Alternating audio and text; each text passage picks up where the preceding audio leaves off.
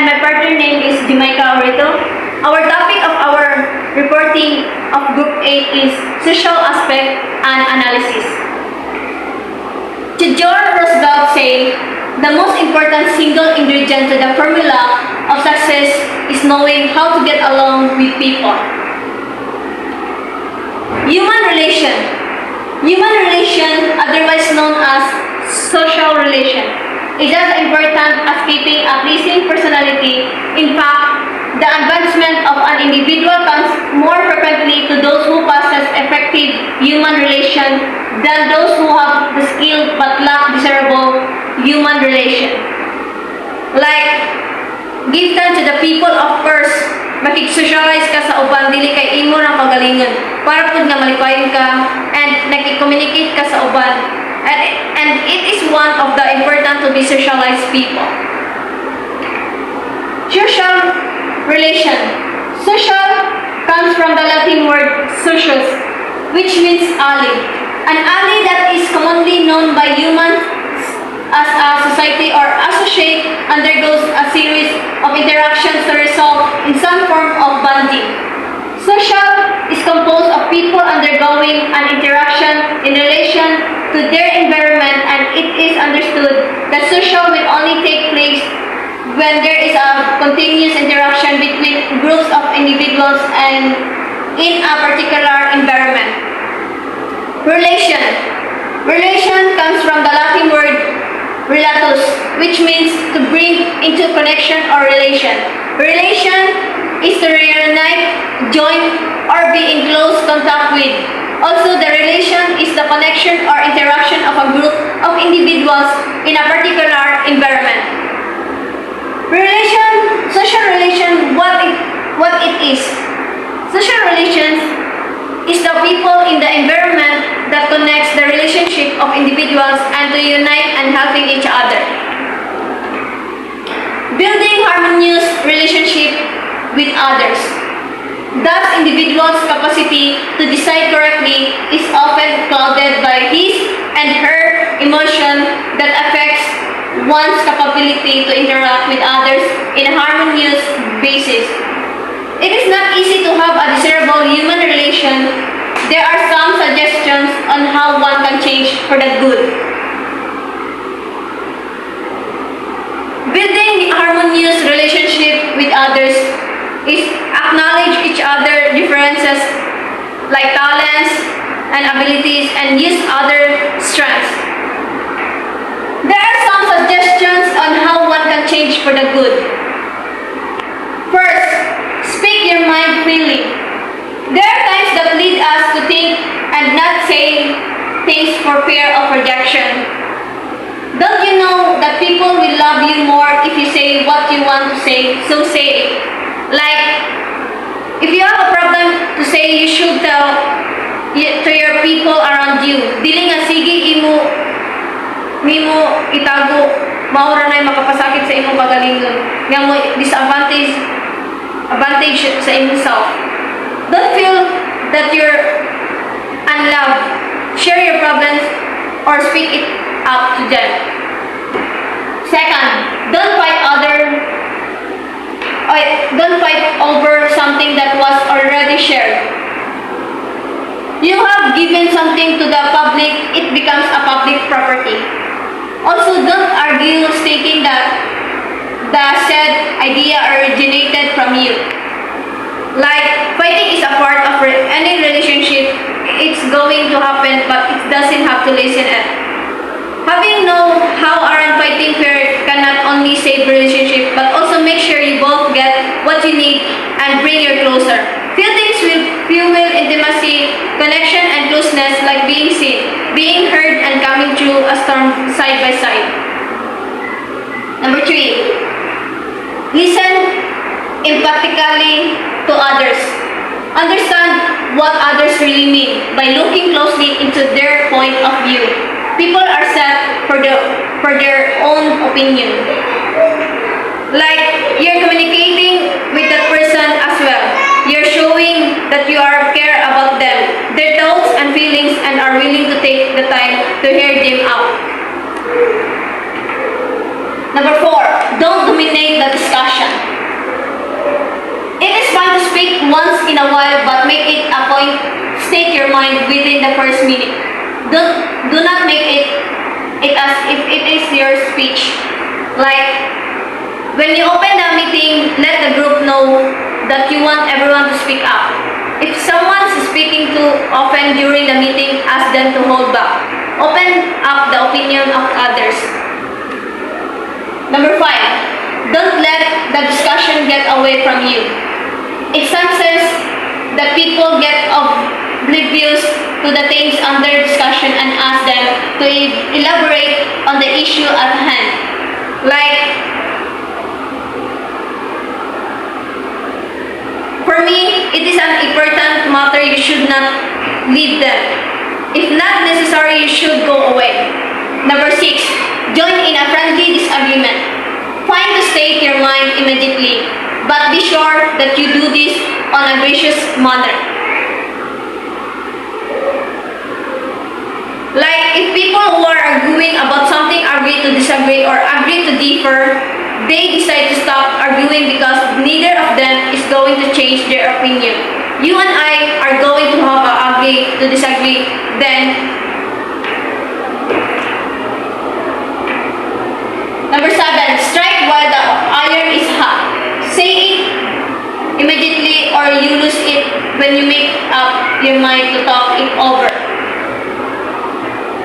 Like, to do something immediately when there is still good chance to do it. Like, if you have an opportunity in life that wants you, you should grab it. Number 8, try to act what you are saying. People who do what they promise and what they are expected of them. Number 9, be sensitive to the needs of others. Stuck with their needs that they often overlook the needs of the people around them. Like, until now, naradya po ng kasuya sa uban tao, especially sa mga bata. Samot ng ilang ganahan nga nakita sa uban niya, wala nila, they force their family to buy what they want to see from others. Don't spoil your child, so makaya lang din sa iyong family, teach them a lesson. Number 10, most especially try to develop the rarest and hardest art of interaction, the art of listening. The art of listening is not just about hearing what the speaker says in a conversation. It's about understanding what they say and responding in a way that makes them feel heard. Social versus real self. According to the Greeks, personality comes from the word persona, meaning mass. Mass refers to the one's social self.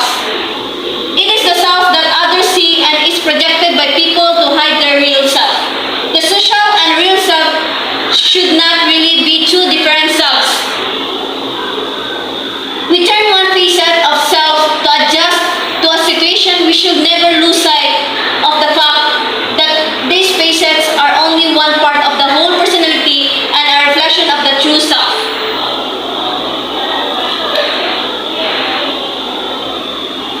Social self refers to how we perceive ourselves in relations to others. A healthy or not so healthy social self will also impact your overall mental well-being and ability to meet life goals. Real self is yourself, your personality, know who you really are. Johann Wolfgang von Goethe saying, the world is so empty. If one thinks only of mountains, rivers, and cities, but to know someone here and there who thinks and feels with us, and who, though distant, is close to us in spirit, makes the earth a garden. Friendship. Friendship, the person who walks in when others walk out is called a friend. Friend, according to Victor M. Parachin in 2001, is the one that multiply our joy and divide our grief. Friend keeps human relations smoothly despite differences of opinions. Friendship is anywhere that people who once you called a friend, not just your circle but in our society where the people want to connect and make relationship with you. Some ways to practice this fine art of friendship. First, reach out. The capability to act first and try to know other people. Like, give time to yourself to other people. If you have a personal problems or whatsoever na akay maduulan or makikommunicate ka sa mga tao nga need pud maminaw nimo, mangayo mag-advise. Second, let friendship a priority. Friends are friends as long as you show them that you consider them as one. Also, you can do this when you always make it a point to find time to visit and get some new information about them. Like, if you have a lot of friends, you should prioritize the relationship that makes you more happy and comfortable. Ang away na araman dyan na sa pagkasinaptanay lang dyan mo so that our friendship will never be broken. Third, let friends know that you are care. Paramahansan Yuga Nanda in 2001 says, there is a magnet in our heart that will attract true friends. That magnet is unselfishness, thinking of others first. When you learn to live for others, they will live for you. Like, it relates us when we are in our friend, Mangjud, not all will stay with you forever. They will care for you, but we should learn that to let go the decision of each because sometimes they are prioritized, their works and families too. The memories will never forgotten. Learn to live and give time to yourself and to your family. 4. Limit criticisms. Criticisms can make or break a person. According to Ben Franklin in 2001, criticizing and censuring almost everyone you have to do with will diminish friends, increase enemies, and thereby hurts your affairs. Limit criticisms. Nowadays, criticize is always in our lives. Dili na ito malikayan samot na sa mga friends nimo, society, community, or sa uban pa event in our school na adjud na yung mga away. Magdaot na sa usaw-usa. Even jokes food, it can hurt us munang limit jud na mga binuang kay not all people man jud dili madala og jokes na dayon mangisog. Naka-cause pa og gugot, like sensitive sila sa ilang kasing-kasing og sa ilang feelings. Hangtod sa mga hangtod nga maabot sa sumbagay na limit our criticize to the people, learn to respect yourself. Number 5, evaluate before adding. It is hard to give time to others when you are overly loaded with things and responsibilities. Like, based on my understanding, sometimes we can blame ourselves to the people who is with you in times because sometimes we are busy doing work in life.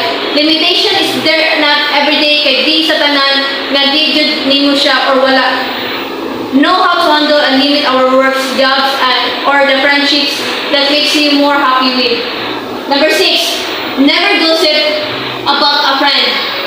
The primary factor that could stop the existence of friendship is gossip, and if a certain individual is being talked about by someone he and she consider as friends, they feel betrayal. A 19th century Hasidic folktale tells a story about a man who for months went about slandering the rabbi of his village. The rabbi simply said, precisely,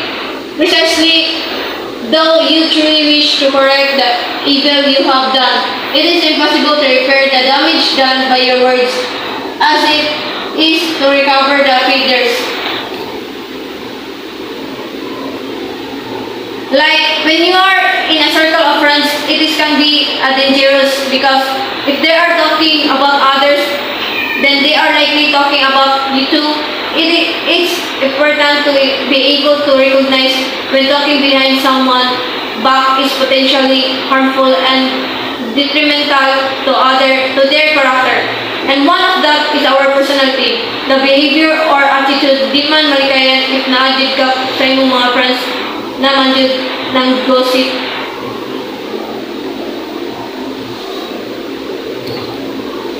Number 7, practice Loyalty. People love individuals who do not hurt other people, most especially their friends, and the ties that bond a person from doing something that could harm the friendship that they have established from the start. Like, it's a behavior of an individual. It's important to be reliable and dependable, someone who can be counted on to show up. Loyalty also involves consistently treating the other person with kindness, fairness, and generosity of spirit. Number 8, be a real friend. God said, whatever you do unto others, you do unto me. Also, if you really love yourself, be a person who shares that love to other people who whatever you do them, they will do unto you. For me, a real friend is someone that you really can rely on. You know that they will keep their plans with you. You know that you're gonna rely on them to show up for you when you need it. Real friends are people that have proven that will show up for you in the past and will continue to do so because you are separated with them.